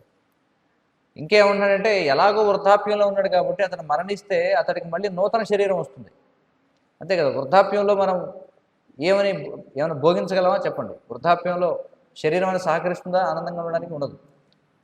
కాబట్టి నువ్వు ఒకవేళ ధర్మబద్ధంగా యుద్ధం చేసావనుకో, భీష్ముడు మరణించినా అతడు ధర్మాత్ముడు కాబట్టి అతడికి ఇంకా ఉన్నతమైనటువంటి మంచి శరీరం వస్తుంది, కాబట్టి నువ్వు దుఃఖించకూడదు అని చెప్పి అంటారు. అర్థమవుతుంది కదా. కాబట్టి మానవ జీవితంలో మనం తెలుసుకోవాల్సింది ఏమిటంటే మనం సహించడం నేర్చుకోవాలన్నమాట. అందుకని ప్రతిదానికి మనం కుమిలిపోకూడదు. ఇది బాగుంది అది బాగాలేదు ఇవన్నీ ఉంటాయి, ఎప్పుడు ఉంటాయి. ఈ ప్రపంచం ఎప్పుడు అలాగే ఉంటుంది, ప్రపంచంలో ఎప్పుడు ఒకేలా ఉండదు. ఉంటుందా చెప్పండి? ఎప్పుడు వేసవికాలమే ఉంటుందా? ఉండదు. ఎప్పుడు వర్షాకాలమే ఉంటుందా? ఉండదు. ఎప్పుడు శీతాకాలమే ఉంటుందా? ఉండదు. ఎప్పటికప్పుడు పరిస్థితులు మారిపోతుంటాయి, అది ప్రపంచం తత్వం. కానీ ప్రతి ఒక్కళ్ళు ఇక్కడ ఆనందంగా ఉండాలంటే ఏం నేర్చుకోవాలి? కృష్ణుడు ఏం నేర్చుకోవాలని చెప్తున్నాడు? సహించడం నేర్చుకోమని చెప్పి అంటున్నాడు. అది 14వ శ్లోకం. తర్వాత 15వ శ్లోకం చూద్దాం. యం హిన వ్యథయంత్యేతే పురుషం పురుషర్షభ సమదుఃఖ సుఖం ధీరం సోమృతత్వాయ కల్పతే. చూడండి ఏమంటున్నాడు, మానవులలో శ్రేష్ఠుడా ఓ అర్జున. చూడండి అర్జునుడిని మానవులలో శ్రేష్ఠుడా అంటున్నాడు. ఎందుకై ఉండొచ్చు కారణం? ఎందుకని అర్జునుడిని మానవులలో శ్రేష్ఠుడా అంటున్నాడు కృష్ణుడు? ఎందుకంటే అర్జునుడు కృష్ణునికి స్నేహితుడు. మరి కృష్ణుడు ఎవరు? భగవంతుడు కృష్ణుడు. చూడండి సకల సృష్టికి మూలమైనటువంటి వాడు. మరి అలాంటి కృష్ణుడికి స్నేహితుడు అయ్యాడు అర్జునుడు. మరి శ్రేష్ఠుడా కదా చెప్పండి? అంతే కదా. ఇది ఎలాంటిదంటే ఉదాహరణకి మీరు ఏదైనా ఒక గ్రామంలో ఉంటున్నారనుకోండి, మీ గ్రామంలో ఉన్న వ్యక్తి ఎవరైనా ఒక మినిస్టర్ అయ్యాడు అనుకోండి ఉదాహరణకి, గ్రామస్తులందరూ ఏమని పరిగణిస్తారు? అతన్ని మన గ్రామంలో శ్రేష్ఠుడు అనుకుంటారా లేదా? అవునా కదా? అలాగే ఇక్కడ కూడా మానవులలో శ్రేష్ఠుడా అని చెప్పి అంటున్నాడు. ఎందుకంటే మరి ఏ మనిషికి దొరకనట అవకాశం ఎవరికి దొరికింది? అర్జునుడికి దొరికింది. సుఖదుఖాలచే కలత చెందక ఆ రెండింటిలోనూ స్థిరంగా ఉండేవాడు నిశ్చయంగా మోక్షానికి అర్హుడవుతాడని చెప్పి అంటున్నాడు. చూడండి, సహించడం నేర్చుకోవడంలో ఎంత మరి ఫలితం ఉందో. ఏమంటున్నాడు ఇక్కడ? ఎవరైతే సుఖదుఖాల చేత కలత చెందకుండా, ఎందుకంటే ఇవి ఉంటాయి, తప్పవు. అంతేగాని ఏదో దుఃఖం కలిగింది కదా అని చెప్పి ఏడ్చేసి, సుఖం కలిగింది కదా అని చెప్పి ఎగిరి గంతేసి ఆ విధంగా చేయకుండా సుఖంలో అయినా దుఃఖంలో అయినా ఎప్పుడు కూడా సమత్వ స్థితిలో ఉంటాడో అతడు ఖచ్చితంగా మోక్షానికి అర్హుడవుతాడు. మరి మోక్షం అంటే ఏమిటి అర్థం? మోక్షం అంటే భగవంతుడిని చేరుకోవడం, ఇంకా జన్మమూర్తి జరావ్యాధుల నుంచి బయటపడడం. చాలాసార్లు వింటూ ఉంటాం మోక్షం మోక్షం. పూర్వం బాగా ఎక్కువగా మాట్లాడేవారు మోక్షం గురించి. ఈ రోజుల్లో ఎవరు పెద్దగా మోక్షం అనే మాట ఎక్కువగా వాడుకలో లేదనమాట, అవుట్డేట్ అయిపోయింది. ఎందుకంటే అలాంటిది ఒకటి ఉంటుందని కూడా జనానికి తెలియదు. మోక్షం అంటే విముక్తి. దేని నుంచి విముక్తి? ఈ యొక్క దుఃఖాల నుంచి విముక్తి. ఏమిటి దుఃఖాలు? పుట్టడం, మరణించడం, ముసలితనం, వ్యాధి, లేకపోతే ఇతర జీవుల వల్ల కష్టాలు, మన మనసు శరీరం వల్ల కష్టాలు, ఇంకా వాతావరణ పరిస్థితుల వల్ల కష్టాలు. చూడండి, ఉదాహరణ చెప్తున్నాం, కాలాలు మార్పిడి. కాలం మారిందంటే మనకు ఆరోగ్యం తేడా వచ్చేస్తుంది. వచ్చిందా లేదా చెప్పండి. వేసవకాలం వచ్చిందనుకున్న వెంటనే అప్పుడే ఒక రకమైన వ్యాధులు వస్తాయి. వేసవకాలం వెళ్ళిపోయి వెంటనే వర్షాలు మొదలైతే అప్పుడు కొత్త రకం వ్యాధులు. శీతాకాలం మళ్ళీ వర్షాకాలం వెళ్ళిపోయి శీతాకాలం మొదలైతే మరికొన్ని రకాల వ్యాధులు. ఇలా ఎప్పుడు ఏదో ఒకటి వాతావరణంలో ఏ మార్పు వచ్చినా మన శరీరంలో కూడా మార్పు వస్తుంది. వస్తుందా లేదా? ఎందుకంటే మన శరీరం ఎలా తయారైంది? ఇక్కడున్న పదార్థాలతోటే కదా, అంతేనా? వాయు కాలుష్యం ఎక్కువైపోయింది అనుకోండి, మనలో ఉన్న గాలి కూడా కలుషితం అయిపోతుంది, అంటే మనకు జబ్బు వస్తుంది, అంతే కదా. కాబట్టి కృష్ణుడు ఏమంటున్నాడంటే, ఎవరైతే సుఖదుఖాల చేత కలత చెందకుండా, ఎందుకంటే భౌతికంగా ఈ ప్రపంచంలో ఎప్పుడు పరిస్థితులు ఒక రకంగా ఉండవు, ఎప్పటికప్పుడు మారిపోతూ ఉంటాయని కూడా. అందుకే దీన్ని జగత్ అని చెప్పుకుంటారు. జగత్తు అంటే గచ్చతి ఇది జగత్. గచ్చతి అంటే అర్థం ఏంటి? ఎప్పుడు కూడా మారుతూ ఉంటుందన్నమాట, ఇప్పుడు కూడా కదలిక. అదే జగత్ అంటే. ఎప్పుడు ఒకలా ఉండదు. మరి ఎప్పుడు ఒకలా ఉండదంటే ఎప్పటికప్పుడు పరిస్థితులు మారిపోతుంటాయి. పరిస్థితులు మారిపోయినప్పుడల్లా మనకు తేడా వస్తుంది. కాబట్టి ఎప్పుడు మారుతూ ఉంటే ఇంకెప్పుడు ఏడవలసిందే. అలా కాకుండా జ్ఞానవంతుడు ఏం చేస్తాడు? అతడు ఏడవడు, అలా అని వచ్చిన ప్రతిసారి ఏదో ఒకటి చేసి ఈ పరిస్థితిని మార్చుకోవాలని ప్రయత్నించాడు. ఎందుకంటే ఇక రోజు నేను ఇంక పరిస్థితిని చక్కదిద్దుకోవడం కోసమే ప్రయత్నిస్తూ ఉంటే నా విలువైన మానవ జీవితం వృధా అయిపోతుంది అనుకుంటాడు అన్నమాట. చూడండి, అందుకే ఇక్కడ ఏమంటున్నాడంటే కృష్ణుడు, సుఖదుఖాల చేత కలత చెందకుండా రెండింటిలోనూ స్థిరంగా ఉండేవాడు ఖచ్చితంగా మోక్షానికి అర్హుడవుతాడు. అంటే వాడే విముక్తి చెందుతాడు, విముక్తి పొందుతాడు అని చెప్పుకుంటున్నాడు. తర్వాత 16వ శ్లోకం. నాసతో విద్యతే భావో నా భావో విద్యతే సతః ఉభయోరపి దృష్టోంతః త్వనయోస్తత్వదర్శిభిః. చూడండి ఏమంటున్నాడు? ఉనికి లేనిది అంటే భౌతిక దేహము ఉండేది కాదని, నిత్యమైన ఆత్మ మార్పు లేనిదని సత్యమును దర్శించిన వారు నిర్ణయించారు. ఈ రెండింటి స్వభావాన్ని అధ్యయనం చేసి వారు ఇది నిర్ణయించారు. చూడండి ఏమంటున్నారు ఇక్కడ? ఉనికి లేనిది అంటే భౌతిక దేహం. భౌతిక దేహం అంటే ఈ శరీరం ఏదైతే ఉందో దీన్ని ఏమంటారు? దీన్ని దేహము అని చెప్పుంటారు. దేహము అంటే అర్థం ఏమిటంటే, దేహం అంటే అర్థం ఏమిటో తెలుసా? చూడండి, చాలా ఆసక్తికరమైనటువంటిది అనమాట ఈ సంస్కృత భాష. ప్రతిదానికి కూడా అర్థం ఉంటుంది. దేహము అంటే అర్థం ఎప్పటికైనా సరే ఇచ్చేయాల్సిందని అర్థం. దేహి అంటే అర్థం ఏమిటి? దేహి అంటే ఇవ్వండి. దేహము అంటే ఎప్పటికైనా నువ్వు ఇచ్చేయవలసిందే, దీన్ని ఎప్పటికైనా వదిలేయాల్సిందే. అందుకే దీన్ని దేహం అని అన్నారు. చూడండి, అర్థమవుతుంది కదా. మరి ఎవరైనా పొరపాటుగా దీని అర్థం తెలియని వాడు ఏమనుకుంటాడు? అమ్మో, నా దేహాన్ని నేను రక్షించుకోవాలి. ఎలా రక్షించుకుంటావు? దేహం అంటేనే నువ్వు ఎప్పటికైనా వదిలేయాల్సిందే. అంటే ఎవరు ఇచ్చేయాలి? నువ్వు ఈ శరీరం నేను ఉంచుకుంటానంటే కుదరదు. ప్రకృతి ఊరుకోదు, ఇవ్వాల్సిందే. మళ్ళీ కొత్తగా ఇంకోటి ఇస్తుంది. నువ్వు ప్రకృతికి ఇచ్చేయాలి, ప్రకృతి మళ్ళీ నీకు ఇంకోటి ఇస్తుంది. అదే దేహం అంటే. కాబట్టి ఇక్కడ ఏమంటున్నాడంటే, ఈ దేహానికి ఉనికి లేదు అంటే ఈ దేహం శాశ్వతమైంది కాదు. శాశ్వతమైందా ఈ దేహం? చెప్పండి. ఆ? ఎందుకంటే చూసాం కదా మనం ఏ విధంగా మనం పుట్టినప్పుడు ఎలా ఉన్నాం, ఇప్పుడు ఎలా ఉన్నాం. బాల్యం నుంచి యవ్వనానికి, యవ్వనం నుంచి ముసలితనానికి ఎలా మారిపోతుంది శరీరం చూసాం కదా. అంటే ఈ దేహానికి ఉనికి లేదు. అలాగే ఆత్మకు మార్పు లేదు. పూర్తి వ్యతిరేకం. దేహానికేమో ఉనికి లేదు, ఆత్మకేమో మార్పు లేదు. ఆత్మ ఇప్పుడు కూడా అలాగే ఉంటుంది. ఆత్మ లక్షణాలు ఏమిటి తర్వాత చెప్తాడు మనకి కృష్ణుడు. ఆ? మరి సత్యం దర్శించిన వారు నిర్ణయించారు. ఈ రెండింటి స్వభావాన్ని అధ్యయనం చేసి వారు ఇది నిర్ణయించారు. కాబట్టి ఇప్పుడు కూడా అర్థం చేసుకోవాలి. దేహాన్ని ఎప్పటికైనా సరే మనం ఇచ్చేయాల్సిందే. ఈ దేహం మరొకరికి ఆహారం అయిపోతుంది కొన్నాళ్ళకి. ఆత్మ మాత్రం శాశ్వతంగా ఉంటుంది అని చెప్పుకుంటున్నాడు. ఇది చాలా ముఖ్యం మనం తెలుసుకోవాల్సింది. తర్వాత 17వ శ్లోకం చూద్దాం. అవినాశితు తద్విద్ధి ఏన సర్వమిదం తతం వినాశమవ్యయస్యాస్య న కశ్చిత్ కర్తుమర్హతి. చూడండి ఏమంటున్నాడు. శరీరం అంతటా ఏదైతే వ్యాపించి ఉన్నదో అది నశింపు లేనిదని నువ్వు తెలుసుకోవాలి. మరి ఏమంటున్నాడు? ఈ ఆత్మ శరీరం అంతటా వ్యాపించి ఉందట. శరీరం అంతా వ్యాపించి ఉండడం అంటే ఎట్లా? ఆ పిల్లవాడిని ఎవరైనా కూర్చోబెట్టండి అల్లరి చేయకుండా. శరీరం అంతటా ఏదైతే వ్యాపించి ఉన్నదో సరే అంటే ఇప్పుడు దీని అర్థం ఏమిటి? ఇప్పుడు ఉదాహరణకి ఈ అబ్బాయి ఉన్నాడు, రోహిణి తనే ఉన్నాడు. మహా అయితే వీడు 8 అడుగులు ఉంటాడు, 3 అడుగులు ఎత్తుంటాడా, 2.5 అడుగులు ఎత్తుంటాడు. సరే ఇప్పుడు ఇంకా వేరే వ్యక్తి ఒక ఆయన అక్కడ ఉన్నారు. కొంతమంది లావుగా ఉన్నారు, కొంతమంది బక్కగా ఉన్నారు, కొంతమంది చిన్నగా ఉన్నారు, కొంతమంది పెద్దగా ఉన్నారు. అంటే దాని అర్థం ఏమిటి? మనం అర్థం చేసుకున్నాం మనం శరీరం కాదు మనం ఆత్మ అని. అంటే మనిషి ఏ పరిమాణంలో ఉంటే వాడు ఆత్మ అంత ఉందని అర్థం ఏమిటారు? మనిషి ఎంత ఉంటే వాడు ఆత్మ కూడా అంత ఉందనా? మరి ఇక్కడ అదే కదా చెప్తున్నారు. శరీరం అంతా ఏదైతే వ్యాపించి ఉందో చూడండి. అందుకే ఇక్కడ ఏమర్థం ఉంటున్నారు? వ్యాపించి ఉన్నదో అని చెప్పుకుంటున్నారు. వ్యాపించి ఉండడం అంటే ఉదాహరణకి మనం ఇక్కడ ఇప్పుడు ఉదాహరణకి లైట్ వేసాం. లైట్ అక్కడే ఉంది కానీ దాని వెలుగు అంతా కూడా విస్తరించిందా లేదా? అలాగే శరీరంలో కూడా ఆత్మ ఒక ప్రదేశంలోనే ఉంటుంది కానీ దాని యొక్క ప్రభావం మాత్రం ఏమవుతుంది? శరీరం అంతా కూడా వ్యాప్తి చెంది ఉంటుంది. అందుకే మనకు ప్రవచనం వింటున్నాం. ఉదాహరణకి ఎవరికైనా వెనకాల వీపి మీద చీమ కుట్టుతుంది అనుకోండి, వెంటనే మన ప్రవచనం వింటూనే ఉంటాం, చేయి వెనక్కి వెళ్ళిపోతుంది. అవునా కదా? అంటే ఈ శరీరంలో ఏ మూల ఏం జరిగినా మనకు తెలుస్తుందా? తెలుస్తుందంటే దాని అర్థం ఏమిటి? ఆత్మ యొక్క ప్రభావం శరీరం అంతా ఉంది అని. కొంతమందికి పెరాలసిస్ వస్తుంది. పెరాలసిస్ అనేది పక్షవాతం అంటారు. పక్షవాతం అంటే ఇంకా వాడు స్పర్శ తెలియదు అనమాట. అంటే దాని అర్థం వాడికి ఏమవుతుందంటే ఆ పక్షం ఏదైతే ఉందో ఇంకా అది స్పర్శ తెలియడంలా, అంటే వాడు ఆత్మ యొక్క ప్రభావం కనిపించడంలా అక్కడ.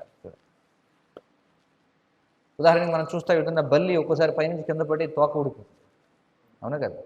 బల్లి అది పరిగెత్తి వెళ్ళిపోతుంది, దాని తోక కాసేపు కొట్టుకుంటుంది, కాసేపు ఆగిపోతుంది. అంటే దాని ప్రభావం పోయిందనమాట అందులో. కాబట్టి ఇక్కడ ఏమంటున్నాడంటే శరీరం అంతటా ఏదైతే వ్యాపించి ఉన్నదో అది నశింపు లేనిదని నువ్వు తెలుసుకోవాలి. ఏది వ్యాపించింది? శరీరం అంతా ఆత్మ వ్యాపించింది. అంటే ఆత్మ యొక్క ప్రభావం వ్యాపించి ఉంది. వాస్తవానికి శరీర పరిమాణం ఎంత ఉందో ఆత్మ అంతా ఉందని కాదు. శరీరం ఎంత పెద్దదైనా ఆత్మ యొక్క పరిమాణం మాత్రం ఒకటే. అందరి ఆత్మలు ఒకే పరిమాణంలో ఉంటాయి. ఎంత పరిమాణం అది కూడా చెప్పారు చూడండి. శాస్త్రాల్లో ఆత్మ యొక్క పరిమాణం ఎంతో కూడా, సైజ్ ఎంతో కూడా చెప్పారు. ఎంత ఉందట అంటే బాలాగ్ర శతభాగస్య శతధా కల్పితస్య చ. బాలాగ్ర అంటే బాల్ అంటే ఏమిటి హిందీలో? జుట్టు. లేదా కేశాగ్ర శతభాగస్య, కేశం అంటే వెంట్రుక. వెంట్రుక యొక్క కొన భాగం తీసుకోండి. కొలవగలరా మీరు? అందరికీ వెంట్రుకలు ఉన్నాయి. మన వెంట్రుక యొక్క కొన భాగాన్ని కొలవగలమా మనం? కానీ ఆ వెంట్రుక యొక్క కొన భాగాన్ని 100 భాగాలు చేసి అందులో ప్రతిదాన్ని మళ్ళీ 100 భాగాలు చేస్తే ఎంతైతే వస్తుందో అది ఆత్మ యొక్క పరిమాణం అని శాస్త్రాలు చెప్తున్నాయి. కొలవగలిగితే కొలవచ్చు ఎవరైనా, కానీ కొలిచే ఏవి లేవు. అర్థమవుతుంది కదా? కొలిచే పరికరాలు ఏవి కూడా లేవు అన్నమాట. కాబట్టి ఇక్కడ చెప్తున్నారు, శాస్త్రాల్లో చాలా స్పష్టంగా చెప్పారనమాట. కేశాగ్ర శతభాగస్య శతాంశ సాదృశ్యాత్మక జీవ సూక్ష్మస్వరూపోయం సంఖ్యాతీతో హి చిత్కణ.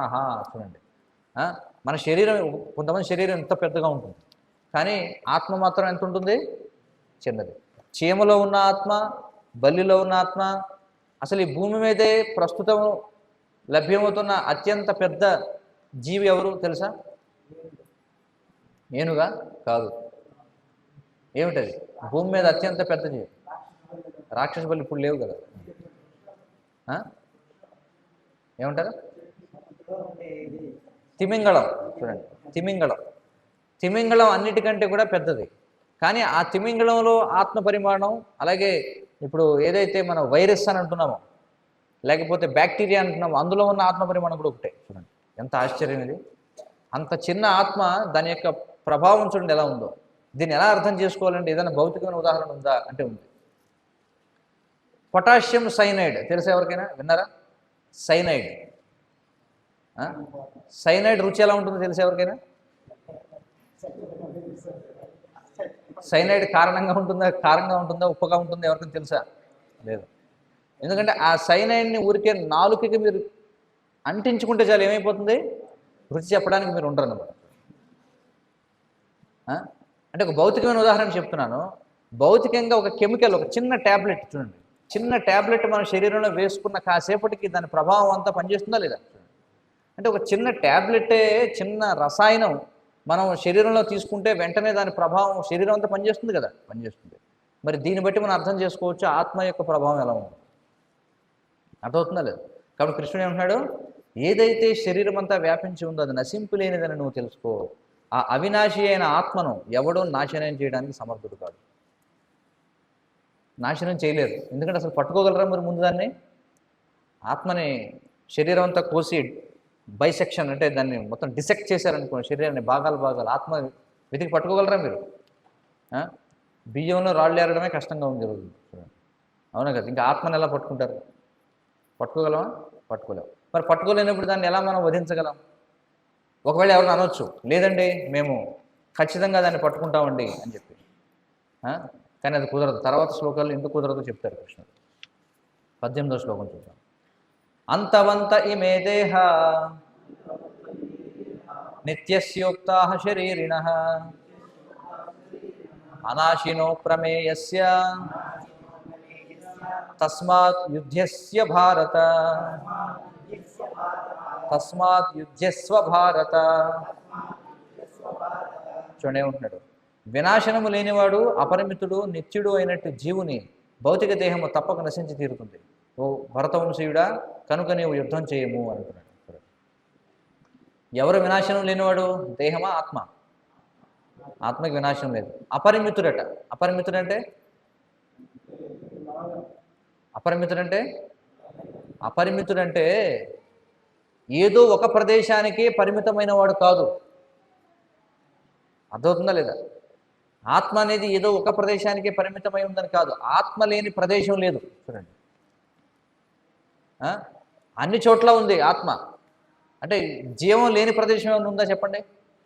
ఇప్పుడు ఉదాహరణకి మీ చెయ్యి ఉంది. ఇప్పుడు మీ చేతులు మీరు బాగా కడుక్కొని వచ్చి ఉంటారు లోపల. కానీ అయినా సరే మీ చేతిని తీసుకెళ్ళి ఒక మైక్రోస్కోప్లో చూస్తే అందులో బ్యాక్టీరియా కనిపిస్తుందా లేదా? మరి ఆ బ్యాక్టీరియాలో ఆత్మ ఉంటుందా లేదా? ఎక్కడో చూస్తాం మనం, పెద్ద కోట, పెద్ద బురుజు ఏదో ఉంటుంది, దాని మీద చిన్న రావి మొక్క బయటకు వస్తుంది. చూస్తుంటాం కదా, ఎన్నో గోడలు అవి ఉంటాయి, పాత భవనాలు. వాటికి ఎక్కడో పైన ఏముంటాయి? చిన్న చిన్న మొక్కలు మొలుస్తూ ఉంటాయి. అది మాత్రం ఏమిటి? లావా తెలుసు కదా, అగ్నిపర్వతాలు బద్దలైనప్పుడు లావా బయటకు వస్తుంది. ఆ లావాలో కూడా జీవులు ఉన్నాయట. మీరు చూసి అర్థం చేసుకోండి. అంటే అక్కడ కూడా ఆత్మలు ఉన్నాయి. కాబట్టి దానికి ఒక పరిమితి అనేది లేదనమాట. అన్ని చోట్ల ఉంది. ఆత్మ అనేది లేని ప్రదేశం లేదు. ఎక్కడైనా సరే ఆత్మ ఉండగలదు. ఇది మనం అర్థం చేసుకోవాలి. కనుక ఓ భరతవంశీయుడా, నువ్వు యుద్ధం చేయము అని చెప్పి అంటున్నాడు. కాబట్టి కృష్ణుడు ఏమంటున్నాడు? నువ్వు ఎలాగో అసలైనటువంటి ఆత్మను నువ్వు చంపలేవు, పట్టుకోలేవు. నువ్వు దేహం అంటావా? దేహం ఖచ్చితంగా నశించి తీరుతుంది. నువ్వు యుద్ధం చేసినా చేయకపోయినా, నిన్ను ఎవరన్నా చంపినా చంపకపోయినా నువ్వు ఎలాగో చనిపోతావు, లేదా అవతల వాళ్ళు చనిపోతారు. అందుచేత నువ్వు యుద్ధం చేయి, నువ్వేం భయపడద్దు. నువ్వు అనుకుంటున్నావేమో కదా భీష్ముడిని నేను చంపాలేమో అని. తర్వాత శ్లోకంలో చెప్తున్నాడు చూడండి, ఏమంటున్నాడు? యయేనం వేత్తి హంతారం యశ్చైనం మన్యతే హతం ఉభౌ తౌ న విజానీతో నాయం హంతి న హన్యతే. చూడే ఉన్నాడు. జీవుడిని చంపువానిగా తలచేవాడు కానీ, చంపబడువానిగా తలచేవాడు కానీ జ్ఞానవంతుడు కాదు. ఎందుకంటే ఆత్మ చంపదు, చంపబడదు. మరి ఇంత చిన్న ఆత్మని మనం చంపగలమా చెప్పండి? చంపలేం. కాబట్టి ఎవరైనా ఇంకొకరిని చంపగలడు అనుకున్నా, లేదా ఇంకొకడు వీడిని చంపుతున్నాడని అనుకున్నా, ఇద్దరికి కూడా జ్ఞానం లేదు. ఎందుకంటే ఆత్మ చంపదు, చంపబడదు. మరి ఇదేదో బాగుందంటే లైసెన్స్ అయితే మనం ఎవరినైనా చంపేయచ్చు కదా, ఎందుకంటే మనం ఎవరిని చంపలేం. మరి అలాంటప్పుడు మరి నేరం ఎలా అవుతుంది? ఎవరైనా ఒకరిని చంపితే? మీకు అర్థమవుతుంది ఇక్కడ విషయం. నేను కృష్ణుడు ఏమన్నాడు? జీవుణ్ణి చంపువాడిగా తలచేవాడు, కానీ ఎవడన్నా అనుకున్నాడు నేను వీడిని చంపుతున్నాను అనుకుంటే వాడికి బుద్ధి లేదు. అలాగే వాడు నన్ను చంపుతాడు అనుకున్నా వాడికి బుద్ధి లేదు. ఎందుకని? ఆత్మ చంపదు ఎవరిని, అది చంపబడదు. మరి దీని అర్థం ఏమిటి? మనం ఎవరినైనా సరే విచ్చలవిడిగా ఇష్టం వచ్చినట్టుగా చంపేయచ్చా? ఇది అధికారం ఇస్తుందంటే కాదు. దీనికి అధికారం ఇవ్వటం లేదనమాట. అలా అని మనం ఎవరినైనా చంపొచ్చు అని కాదు అర్థం. ఎందుకంటే ఒక జీవికి ఒక శరీరం అనేది వచ్చిందంటే అది ఆ శరీరంలో అది అనుభవించాల్సినవి కొన్ని ఉన్నాయి. మనం దాన్ని చంపడం వల్ల ఏమవుతుందంటే దాని యొక్క ప్రక్రియలో మనం అడ్డు తగిలిన వాళ్ళం అవుతాం. కాబట్టి మన ఎవరికి కూడా ఎవరిని వధించేటువంటి అధికారం లేదు, దానికి అనుమతి కావాలి. శాస్త్రాల్లో చెప్పబడింది ఎప్పుడు మనం ఎవరినైనా వధించవచ్చు, ఎప్పుడు మనం వధించకూడదు అనేవి శాస్త్రాల్లో స్పష్టంగా ఉన్నాయి. కాబట్టి ఇష్టానుసారంగా చేయడానికి ఏమీ లేదనమాట. తర్వాత 20వ శ్లోకం చూడండి. న జాయతే మ్రియతే వా కదాచిన్ నాయం భూత్వా భవితా వా న భూయః అజో నిత్యః శాశ్వతోయం పురాణో న హన్యతే హన్యమానే శరీరే. చూడండి ఇక్కడ ఏమంటున్నాడు? ఆత్మకు ఎన్నడూ జన్మ కానీ మృత్యు కానీ లేదు. అది జన్మింపలేదు, జన్మింపదు, జన్మింపబోదు. అది జన్మరహితమైనది, నిత్యమైనది, శాశ్వతమైనది, పురాతనమైనది. దేహము చంపబడినా అది చంపబడదు. ఎంత ఉన్నతమైనటువంటి జ్ఞానం ఇది! ఏమంటున్నాడు ఇక్కడ? అసలు ఆత్మ పలానా సమయంలో పుట్టింది అనేది లేదు. మరి మనకి బర్త్ సర్టిఫికేట్ ఇస్తున్నారు, ఏమిటది? బర్త్ సర్టిఫికేట్ ఇస్తున్నారు కదా, కానీ కృష్ణుడు ఏమంటాడు ఇక్కడ? ఆత్మకి జన్మ లేదంటున్నాడు. మరి ఎవరు పుడుతున్నారు ఇక్కడ? ఈ శరీరం పుట్టింది. అంటే ఇక్కడ అర్థం ఏంటంటే బర్త్ సర్టిఫికేట్ అంటే ఈ శరీరం నువ్వు ఎప్పుడు తీసుకున్నావు చెప్పు, అది. డెత్ సర్టిఫికేట్ అంటే ఈ శరీరం ఎప్పుడు వదిలేసాడు వాడు. అంతేగాని ఆత్మ అది ఎప్పుడు పుట్టలేదు, అది పుట్టదు, అది పుట్టబోదు, అది ఎప్పుడు శాశ్వతంగా అలాగే ఉంటుంది. ఇది చెప్పగానే అందరికీ అది అనుమానం వస్తుంది, ఏమిటండి అది ఎలా సాధ్యం అవుతుందండి? ఎందుకంటే ఈ ప్రపంచంలో మనందరికీ అనుభవం ఏమిటంటే మనం పుట్టినప్పటి నుంచి ప్రతిదానికి ఒక ప్రారంభం, అలాగే కొన్నాళ్ళు అది ఉంటుంది, తర్వాత నాశనం అయిపోతుంది. మనం చూసిన ప్రతిదీ అలాగే ఉంది కాబట్టి ఆత్మ కూడా అలా ఉంటుందేమో అనుకుంటాం. కానీ ఆత్మ దీనికి పూర్తి వ్యతిరేకమైనది అనమాట. కాబట్టి ఆత్మకి జన్మ లేదు, దానికి మరణము లేదు. అది జన్మించలేదు, అది జన్మించదు, జన్మించబోదు. దానికి జన్మరహితమైనది, నిత్యమైనది ఆత్మ, శాశ్వతమైనది, పురాతనమైనది. అంటే ఎప్పటి నుంచో ఉన్నది. దేహం చంపబడినా ఆత్మ చంపబడదు. అందుకనే ప్రపంచంలోని ఏ భాషలో అయినా సరే ఒక వ్యక్తి చనిపోయాడు అని చెప్పి అంటాం. పలానా వ్యక్తి పోయాడంటండి అంటాం, అంటారా లేదా? పోవడం ఏమిటి? శరీరం అక్కడే కదా ఉంది, ఎక్కడికి పోయాడు వాడు? ఎవరు పోయారు? ఇంగ్లీష్లో ఏమంటాం? పాస్ట్ అవే అంటాం లేదా? Passed away. పాస్ట్ అవే అంటే వెళ్ళిపోయాడు. ఎవరు వెళ్ళిపోయాడు? శరీరం అక్కడే కదా ఉంది. హిందీలో ఏమంటాం? మరగయ, గయా, వెళ్ళిపోయాడు అని చెప్పంటాం. తెలుగులో చనిపోయాడు. చనిపోయాడంటే చని అంటే బయలుదేరాడు అని అర్థం తెలుగులో. బయలుదేరి వెళ్ళిపోయాడండి అని చెప్పి. మరి అలా అయితే ఎందుకంటే ఏడుస్తారు? అంటే అసలు వ్యక్తి ఎవరైతే ఉన్నాడో ఆ వ్యక్తిని మనం ఎప్పుడు చూడలేదనేగా అర్థం. చూసామా మనం? ఒకవేళ ఈ శరీరమే ఆ వ్యక్తి అనుకుంటే మరి ఆ శరీరాన్ని దాచిపెట్టుకోవచ్చు కదా. మరి మరణించగానే ఎందుకనే శరీరాన్ని తీసుకువెళ్ళి వద్దొద్దు అసలు చూడండి, మనం చూస్తుంటాం అపార్ట్మెంట్లో అయితే చనిపోయిన తర్వాత పైకి కూడా తీసుకురానివ్వరు, సెల్లార్లోనే ఉంచాలి. అవునే కదా? ఎవడు పైకి తీసుకునేది?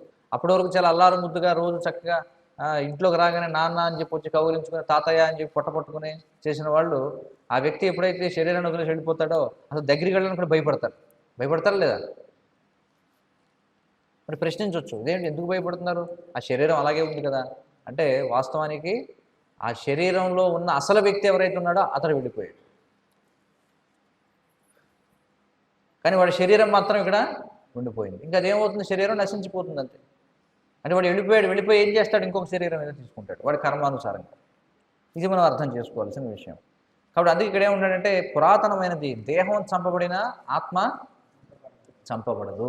చూడండి, అయితే మరి ఇక్కడ చంపడం అనేది ఎందుకు దోషం అంటే, బలవంతంగా మనం ఒక వ్యక్తిని ఈ శరీరం నుంచి బయటికి పంపడం అనేది అసౌకర్యమా కదా?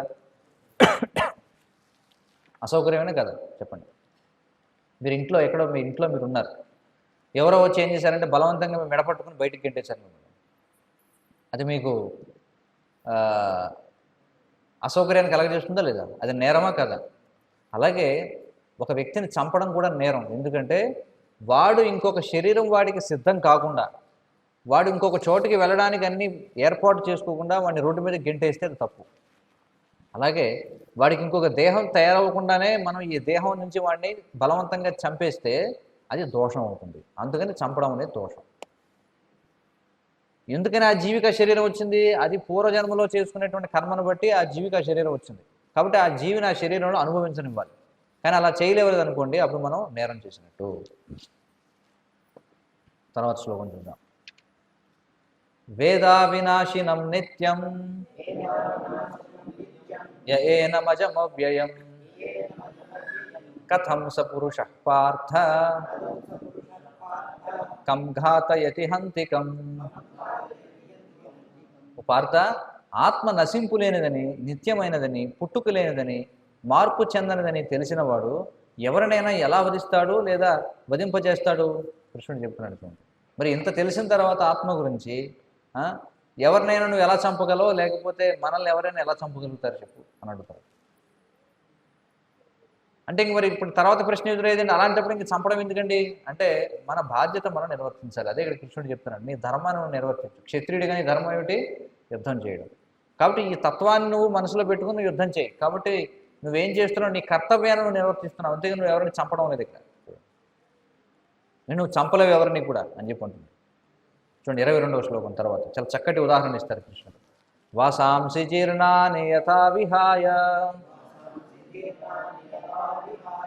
నవాని గృహ్ణాతి నరూపరాణి తథా శరీరాణి విహాయ జీర్ణాన్ అన్యాని సంయాతి నవాని దేహి. చక్కటి ఉదాహరణ. మనిషి పాత వస్త్రాలని విడిచి కొత్త వస్త్రములు ధరించినట్లుగా ఆత్మ ముదుసలవి పనికిరానివి అయిన దేహాలను విడిచి కొత్త భౌతిక దేహాలను స్వీకరిస్తుంది. అవునా కదా? మనం అందరం చేస్తున్న పనే కదండి. ఏం చేస్తున్నాం? పాత వస్త్రాలని విడిచిపెట్టి కొత్త వస్త్రాలు స్వీకరిస్తున్నాం. అలాగే ఆత్మ కూడా ఏం చేస్తుందట? పనికిరానటువంటి భౌతిక దేహాన్ని విడిచిపెట్టి కొత్త దేహాన్ని స్వీకరిస్తుంది అని చెప్పి అంటున్నాడు. మనం ఏదో మంచి వస్త్రాలు వేసుకున్నాం, అది ఏదో చినిగిపోయింది అనుకోండి, ఏదో కొంకి పట్టేసింది, లేకపోతే ఏదో అయింది, మొత్తానికి ఉన్న చొక్కా చినిగిపోతే ఏం చేస్తాం? దాన్ని వీలైతే దాన్ని రిపేర్ చేయించుకుంటే ట్రై చేస్తాం, కుట్టించుకోవడానికి. అవ్వలేదనుకోండి ఏం చేస్తాం? తీసేసి సరే ఏ విధంగానూ అది పాడవలేదు, కానీ కొన్నాళ్ళకి మార్చిపోతుందా లేదా? మీ శరీరం మారిపోతుంది, చొక్కా సరిపోదు. అప్పుడు ఏం చేయాలి? ఇప్పుడు మళ్ళీ కొత్త శరీరం, కొత్త వస్త్రాన్ని తీసుకోవాలి. అలాగే మనం కూడా ఏం చేస్తున్నామట? ఈ దేహం ఎప్పుడైతే మార్చడానికి పనికిరాదో అప్పుడు కొత్త దేహాన్ని స్వీకరిస్తున్నాం అని కృష్ణుడు అంటున్నాడు. తర్వాత 23. నైనం చిందంతి శస్త్రాణి నైనం దహతి పావకః నచైనం క్లేదయంత్యాపో నశోషయతి మారుతః. చూడండి, ఆత్మ ఎలాంటి ఆయుధం చేత ముక్కలు చేయబడదు, అగ్నిచే కాల్చబడదు, నీటిచే తడుపబడదు, వాయువుచే ఎండిపోదు. చూడండి ఆత్మ యొక్క విశేషం చూడండి. ఆత్మ ఏ ఆయుధం చేత కూడా ముక్కలు చేయబడదు. ఎందుకని? కారణం ఏమిటి? కారణం ఏమైంటుంది? చాలా సూక్ష్మమైంది కాబట్టి అది ఒక కారణం. రెండవది ఏమిటంటే ఆత్మ యొక్క దాని యొక్క ప్రకృతి వేరు, భౌతికమైనటువంటి ప్రకృతి వేరు. అంటే ఈ కత్తులు కటారులు మనం ఏవైతే వాడుతున్నాం ఇవన్నీ భౌతికమైనవి, కానీ ఆత్మ ఆధ్యాత్మికమైంది. కాబట్టి ఆధ్యాత్మికమైంది భౌతికమైన దానితో మనం ఏం చేయలేము అన్నమాట. ఎందుకంటే దాని విధానం వేరు, దీని విధానం వేరు. అదే ఇక్కడ చెప్తున్నాడు, ఎలాంటి ఆయుధం చేత ముక్కలు చేయబడదు ఆత్మ, అగ్ని చేత కాల్చబడదు, నీటి చేత తడుపబడదు, వాయువు చే ఎండిపోదు. అందుకనే మనం చూస్తే బాగా సలసల మరుగుతూ ఉన్నటువంటి లావాలో కూడా జీవులు ఉన్నాయని చెప్పుకున్నాం కదా మనం. ఎలా ఉండగలుగుతున్నాయి? ఎలా ఉండగలుగుతున్నాయంటే ఆత్మ ఏ భౌతిక పదార్థం చేత, అగ్ని చేత కాల్చబడదు కాబట్టి ఆత్మ అక్కడ కూడా జీవించగలుగుతుంది. అంటే ఆ మసిలేటువంటి లావాలో దానికి తగినటువంటి శరీరాల్లో అవి ఉంటాయి. చూడండి, ఇప్పుడు నీళ్లలో ఉన్న జీవుల్లో మనం చూస్తే వాడి శరీరంలో ఎక్కువ నీటి శాతం ఉంటుంది. మనం భౌమ జీవులు, మన భూమి మీద ఉండేవాళ్ళం కాబట్టి మన శరీరంలో ఎక్కువ మట్టి యొక్క ఇది ఎక్కువ ఉంటుంది, పంచభూతాలు. అలాగే ఆకాశంలో ఎగిరే వాటిలో గాలితత్వం ఎక్కువ ఉంటుంది. అలాగే శాస్త్రాలు చెప్తున్నాయి సూర్యమండలంలో కూడా జీవులు ఉన్నారట. మనకు అనిపించవచ్చు, అమ్మో ఇంత వేడి భగభగ ఎలా ఉంటారంటే అక్కడ. దానికి తగినటువంటి శరీరాలు అక్కడ ఉంటాయి. ఎందుకంటే ఆత్మకి ఎలాగో ఏవి భౌతిక పదార్థాలు ఏం చేయలేవు కాబట్టి ఆత్మ ఎక్కడైనా ఉండగలదు. ఆ వాతావరణానికి తగినటువంటి శరీరం వాటికి ఉంటుంది కాబట్టి అవి ఎక్కడైనా ఉండగలవు. అది ఇక్కడ విషయం అన్నమాట. తర్వాత 24 అచ్చేద్యోయమదాహ్యోయం అక్లేద్యో శోష్య ఏవచ నిత్య సర్వగతః స్థాణుః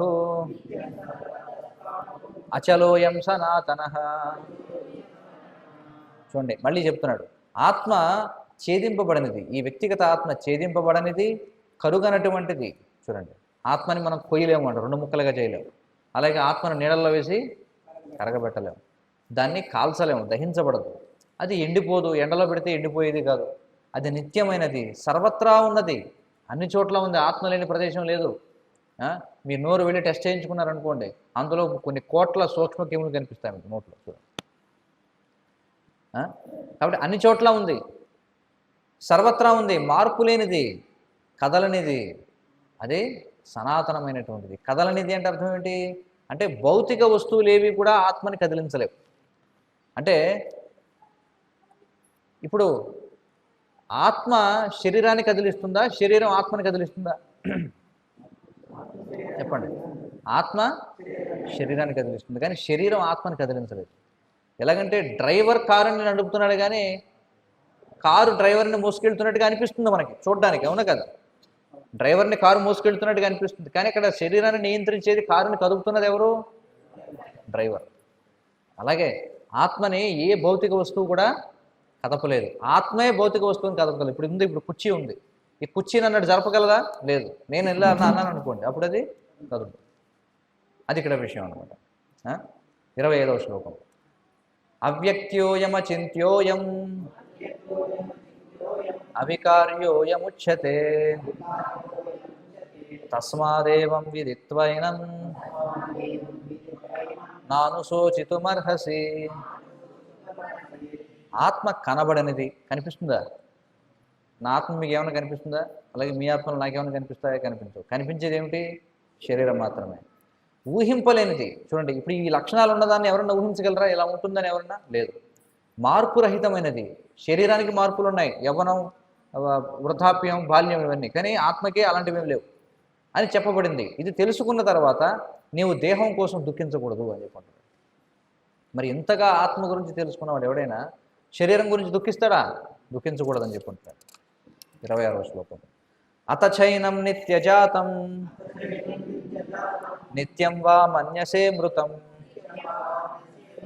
తథాపి త్వం మహాబాహో నైనం శోచితుమర్హసి. ఓ మహాబాహులు కలవాడా, ఒకవేళ ఈ ఆత్మ లేదా జీవలక్షణాలు ఎప్పుడూ జన్మిస్తుందని, నిరంతరము మరణిస్తుందని నీవు తలచినా దుఃఖించడానికి ఎటువంటి కారణం లేదు. చూడండి, సరే ఒకవేళ ఈ ఆత్మ అనేది లేదనుకుందాం. కొంతమంది అంటారా ఆత్మ లేదు, ఏం లేదు, మేము నమ్మం దాన్ని. సరే, ఆత్మ అనే దాన్ని నమ్మకపోయినా సరే నువ్వు దుఃఖించడానికి ఏం లేదని చెప్పి అంటున్నాడు. ఎందుకని? సైన్స్లో మనకి చెప్తారు, energy can neither be created Nar destroyed. చూడండి, అంటే శక్తిని మనం సృష్టించలేము, దాన్ని నాశనం చేయలేము. మరి ఏమవుతుంది? శక్తి అనేది ఒక రూపం నుంచి మరొక రూపానికి, ఎనర్జీ కెన్ బి మ్యానిపులేటెడ్ అని చెప్పుంటారు. అంటే ఒక రూపం నుంచి ఇంకో రూపానికి మనం మార్చగలం కానీ దాన్ని నాశనం చేయడం, దాన్ని సృష్టించలేము. అలా ఒకవేళ మనం ఆత్మ అనేది లేదు, శక్తే ఉందనుకున్నా ఇంకా దాని ముందు దుఃఖించాల్సిందే. నువ్వు అలాగే కదా ఉంటావు. ఇప్పుడు ఈ రూపంలో ఉంటావు, రేపు పొద్దున్న వేరే రూపంలో మారిపోతావు, అంతే. ఎలాగ? ఉదాహరణకి ఇప్పుడు మన శరీరం ఉంది. ఈ శరీరాన్ని కొంతమంది భూమిలో కప్పెడతారు మరణించాక, కొంతమంది కాల్చేస్తారు, కొంతమంది ఏం చేస్తారు, దాన్ని జీవులకి వదిలేస్తారు. ఒకవేళ కప్పెట్టామనుకుందాం, కప్పెడితే దాన్ని ఖననం చేయడం అని చెప్పి అంటారు. అప్పుడు ఏమవుతుంది, అది కొన్ని సూక్ష్మక్రిములు తినేసి ఇది మట్టిలో కలిసిపోతుంది. అంటే ఇది మట్టిలో కలిసిపోయింది, రూపం మారిపోయింది. అంతకుముందు శరీరంగా ఉంది, ఇప్పుడు తర్వాత అది ఏమైపోయింది, మట్టిలాగా మారిపోయింది. అంటే అలాగే ఉంది. కొంతమంది దాన్ని కాల్చేస్తారు, కాల్చితే బూడిద అవుతుంది. అంటే ఇప్పుడు ఇలా ఉన్నాం, అది బూడిదలాగా మారిపోతాం. సో మొత్తానికి ఏదో ఒక రూపంలో ఉంటాం, లేకుండా ఉంటామా, లేదు. ఒకవేళ మనం ఆత్మ గురించి నమ్మకపోయినా, కృష్ణుడు చెప్తున్నాడు, జాతస్య హి ధ్రువో మృత్యు ధ్రువం జన్మమృతస్య చ తస్మాదపరిహార్యేర్థే నత్వం శోచితుమర్హసి. చూడండి, పుట్టిన వానికి తప్పక మరణము కలుగుతుందా లేదా? మరణము తర్వాత జీవుడు తిరిగి తప్పక జన్మిస్తాడు. ఏ రకంగా చూసినా, ఒకవేళ నువ్వు ఆత్మను అనుకున్నా మళ్ళీ మనం ఈ శరీరం వదిలి ఇంకో శరీరంలో వెళతాం. లేదు నేను ఆత్మని కాదు, నేను ఏదో ఒక శక్తి అనుకున్నా, అప్పుడు ఏమవుతావు, ఇంకో రూపంలోకి రూపాంతరం అవుతావు. కనుక అనివార్యమైన నీ విధి నిర్వహణలో నువ్వు దుఃఖించకూడదు. కాబట్టి నువ్వు చేయాల్సినటువంటి పని నువ్వు చేయాల్సిందే, అందులో ఏమి సందేహం వద్దు. ఎందుకంటే నువ్వు ఇప్పుడు ఉన్నావు, నువ్వు లేనటువంటి సమయం లేదు అని చెప్పి అంటున్నాడు. 28వ శ్లోకం. అవ్యక్తాదీని భూతాని వ్యక్త మధ్యాని భారత అవ్యక్త నిధనాన్యేవ తత్రకా పరిదేవన. సృష్టించబడే జీవులందరూ ఆదిలో అప్రకటంగా ఉంటారు, మధ్యలో ప్రకటమై ఉంటారు, నశించినప్పుడు తిరిగి అప్రకటం అవుతారు. కనుక దుఃఖించవలసిన అవసరం ఏమున్నది? చూడండి, కృష్ణుడు మళ్ళీ చెప్తున్నాడు. ఏమంటున్నాడు? ఇప్పుడు ఇక్కడ ఉన్న వాళ్ళు ఎవరైనా సరే, ఇప్పుడు నేను అడిగినంత ప్రశ్న, నీ వయసు ఎంత అంటే, ఈ అబ్బాయి 8 ఏళ్ళు ఉన్నాడు. 8 ఏళ్లకు ముందు ఎక్కడున్నావు అంటే, ఏమో తెలీదు, కానీ ఉన్నాను ఎక్కడో, అవ్యక్తంగా ఉన్నాను. ఇప్పుడు ఈ శరీరం వల్ల నేను వ్యక్తం అయ్యాను. ఈ శరీరం వదిలేసాక మళ్ళీ ఏమవుతాను, మళ్ళీ అవ్యక్తం అవుతాను. అంటే ఆదిలో అవ్యక్తంగా ఉన్నాం, ఈ శరీరం వచ్చాక వ్యక్తం అయ్యాం, ఈ శరీరం వదిలేసాక మళ్ళీ మనం అవ్యక్తం అవుతాం. కాబట్టి దుఃఖించాల్సిన అవసరం లేదు అని చెప్పి అంటున్నాడు. అలాగే నీ బంధువులను ఎవరినైతే అనుకుంటున్నావో వాళ్ళు కూడా అంతకుముందు నువ్వు చూడలేదు, ఇప్పుడు చూస్తున్నావు, తర్వాత వాళ్ళు శరీరాన్ని వదిలేస్తారు, తర్వాత మళ్ళీ చూడవు. కాబట్టి ముందు చివర వాళ్ళు కనిపించుకునే ఉన్నారు, మధ్యలో కొన్నాళ్ళు కనిపిస్తున్నారు, దానికోసం ఎందుకే ఏడుస్తావు అని చెప్పి అంటున్నాడు. 29. ఆశ్చర్యవత్ పశ్యతి కశ్చిదేనం ఆశ్చర్యవద్వదతి తథైవ చాన్యః ఆశ్చర్యవచ్చైనమన్యః శృణోతి శ్రుత్వాప్యేనం వేద న చైవ కశ్చిత్. కొందరు ఆత్మను ఆశ్చర్యకరమైనదిగా చూస్తారు. ఇప్పుడు ఇదంతా విన్నాం, మీలో కొంతమందికి ఆశ్చర్యంగా ఉందా లేదా? మొదటిసారి విన్నవాళ్ళు ఎంతమంది ఆత్మ గురించి చెప్పండి, చేతులు ఎత్తండి.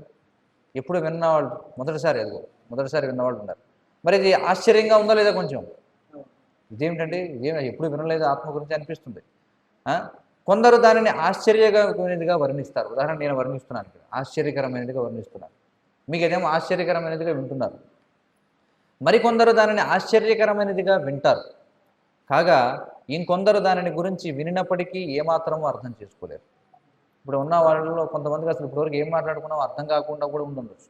ఆ మాట కూడా కృష్ణుడు ముందే చెప్తున్నాడు. చూడండి, ఆత్మ గురించి నేను చెప్పాను, ఇది కొంతమందికి అర్థమవుతుంది, కొంతమందికి అర్థం కాదు. కొంతమంది ఆశ్చర్యకరంగా చూస్తారు, కొంతమంది ఆశ్చర్యంగా చెప్తారు, కొంతమంది ఆశ్చర్యకరంగా వింటారు. ఎంత చెప్పినా ఎంత విన్నా కొంతమందికి అసలు అర్థమే కాదు అని చెప్పాను. అనేక రకాల కారణాలు అయి ఉండొచ్చు. కొంతమంది పిల్లలు ఉన్నారు ఇక్కడ, ఇప్పటివరకు ఏం చర్చించామో వాడికి ఏం అర్థం కాదు, ఏదో మాట్లాడుతున్నారులే, బయటికి వెళ్తే అల్లరి చేయొద్దు అంటున్నారు, లోపల కూర్చోమంటున్నారు, కాబట్టి ఇక్కడ కూర్చోవాలి, ఏదో చెప్తున్నారు విందాం, కాసేపు అయితే ప్రసాదం పెడతారు కదా అనుకునేవాళ్ళు కొంతమంది పెద్దవాళ్ళకు కూడా నిద్ర రావడం వల్ల వినకపోవడం కొంతమందికి విన్నా కూడా ఏమో ఇదంతా ఏమిటి అంటే బాగా భౌతిక చేతనంలో ఉండిపోయిన వాడికి ఆత్మ గురించి ఏం అర్థం కాదు. ఈ మాట కృష్ణుడే చెప్తున్నాడు. తర్వాత దేహీ నిత్యమవధ్యోయం దేహే సర్వస్య భారత తస్మాత్ సర్వాణి భూతాని నత్వం శోచితుమర్హసి. ఓ భరతవంశీయుడా, దేహములో నివసించేవాడు ఏనాడును చంపబడడు. చూడండి, మళ్ళీ అదే విషయం చెప్తున్నాడు. ఆత్మ ఎప్పటికీ కూడా చంపబడదు. దేహములో నివసిస్తున్నాం మనం అందరం. దీన్ని నవద్వారపురం అని చెప్పి అంటారు. ఎలాగైతే ప్రతి ఊరికి ఒక పేరు ఉంటుందో అలాగే మన శరీరానికి పేరు నవద్వారపురం, అంటే 9 ద్వారాలు ఉన్నటువంటి ఊరు ఇది. ఈ ఊళ్ళో ఎవరున్నారు? ఆత్మ, అంటే మనం ఉన్నాం. మనం కాకుండా ఇందులో చాలామంది జనాభా ఉన్నారు ఈ దేహంలో. అంటే ఎవరు? రకరకాల సూక్ష్మ క్రిములు, అవి ఇవి బ్యాక్టీరియాలు, వైరస్లు ఉన్నాయి లేదా? ఉన్నాయి. కాబట్టి ఈ దేహంలో నివసించేవాడు ఏనాడునో చంపబడడు. కనుక నీవు ఏ జీవి గురించి దుఃఖించాల్సిన అవసరం లేదు అని చెప్పంటున్నాడు. కాబట్టి నువ్వు ఏ జీవి గురించి దుఃఖించాల్సిన అవసరం లేదు. చూడండి, మరి మనం కనుక ఇప్పటి వరకు చెప్పుకున్నటువంటి ఆత్మతత్వం ఏదైతే ఉందో రోజు కనుక మనం దీన్ని చదవగలిగితే మన జీవితంలో దీనివల్ల ప్రభావం ఉంటుందా ఉండదా చెప్పండి? ఉంటుందా ఉండదా? ఉంటుంది కదా. ఏ విధంగా ప్రభావం ఉంటుంది? అనేక రకాల సుఖ దుఃఖాలని అనుభవిస్తున్నప్పటికీ మనం ఎప్పుడైతే ప్రతిరోజు దీన్ని వింటున్నామో అప్పుడు మనం ఎలా ఉంటాం? మనం తటస్థంగా ఉంటాం. సరే, ఇవంతా కూడా జరుగుతుంది, ఇవన్నీ కూడా తాత్కాలికం అనుకుంటాం. మరి ఈ జ్ఞానం అనేది మనకి ₹1,00,00,000 ఉన్నవాడైనా సరే ఆత్మజ్ఞానం లేకపోతే దుఃఖం వచ్చినప్పుడు చెలించిపోతాడా లేదా? కానీ అసలు చేతిలో చిల్లి కవ్వలేదు, కానీ ఆత్మజ్ఞానం ఉంది, వాడు ఆనందంగా ఉండే అవకాశం ఉందా లేదా? ఉంది. అందుకే ప్రతి ఒక్కరిని కూడా వేడుకునేది భగవద్గీత చదవాలి చదవాలి చదవాలి. కానీ మనం ఏం చేస్తాం? భగవద్గీత చదువుతామా? లేదు. సెల్ ఫోను, టీవీ, అవి ఇవి చేసుకుంటాం. ప్రతి ఇంట్లో 10 మంది ఉంటే 10 మందికి స్మార్ట్ ఫోన్లు ఉంటాయి, సెల్ ఫోన్లు ఉంటాయి. భగవద్గీత కొనుక్కోండి అని చెప్పామనుకోండి, అబ్బాయి అది మాత్రం. కాబట్టి నిజమైనటువంటి ఆనందం కావాలంటే ఏం తెలుసుకోవాలి మనం? ఆత్మజ్ఞానం తెలుసుకోవాలి. ఆత్మజ్ఞానం ఎక్కడుంది? భగవద్గీతలో ఉంది. మరి ఇక్కడ ఉన్న వాళ్ళ దగ్గర ఎంతమంది దగ్గర భగవద్గీత యథాతథం ఉంది? చేతులు ఎత్తండి. చాలామంది దగ్గర ఉంది. లేని వాళ్ళు ఎంతమంది? లేని వాళ్ళు ఎంతమంది? ఓ, అందరి దగ్గర ఉందా? సో కాబట్టి మా విన్నపం ఏమిటంటే ఎవరి దగ్గర అయితే లేదో వాళ్ళు దయచేసి భగవద్గీతను తీసుకోండి. ఎందుకంటే ఇప్పుడు మనం చదివాం, మీకు శాంపుల్ చూపించాను. అసలు భగవద్గీతలో చూడండి, మనం చర్చించింది ఎన్ని శ్లోకాలు? 11 నుంచి 30 శ్లోకాలు. అంటే ఎన్ని శ్లోకాలు చర్చించాం మనం? కానీ ఇందులో భగవద్గీతలో 700 శ్లోకాలు ఉన్నాయి. ఊరికే మచ్చుకి మీకు కొన్ని శ్లోకాలు చెప్పాను. కానీ ఇంకా మరి మిగతా 700 శ్లోకాల్లో ఇంకా ఎంత ఉన్నతమైన జ్ఞానం ఉందో ఒకసారి ఆలోచించండి. మీరు ఒకవేళ తల్లిదండ్రులు అయితే మరి మీరు ఇప్పుడు ఇది విన్నట్లయితే మీ పిల్లలకి జ్ఞానం ఇవ్వడం ఎంత ముఖ్యమో అర్థం చేసుకోండి. కాబట్టి ప్రతి ఒక్కరూ కూడా మనకి బాగా మనం ఎవరి యొక్క క్షేమాన్ని మనం కోరుకుంటామో, మనం ఎవరైతే పలానా వాడు నాకు ఇష్టమని అనుకుంటామో వాళ్ళందరి యొక్క బాగోగుని కోరుకోవడం మన యొక్క కర్తవ్యం. మరి ఎలా మనం వాళ్ళకి మంచి బాగోగుని ఇవ్వగలమంటే వాళ్ళకి ₹1,00,00,000 ఆస్తులు ఇచ్చి అవి ఇచ్చినా కూడా కాదు, వాళ్ళకి ఈ ఆత్మజ్ఞానం ఇస్తే వాళ్ళు సుఖంగా ఉంటారు జీవితంలో.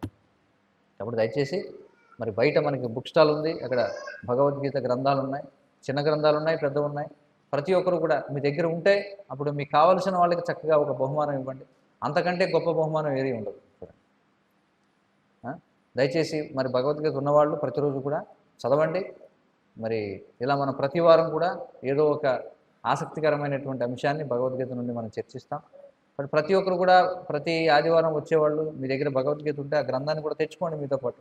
మనం చర్చిస్తూ ఉంటాం ప్రతి వారం కూడా ఇలా.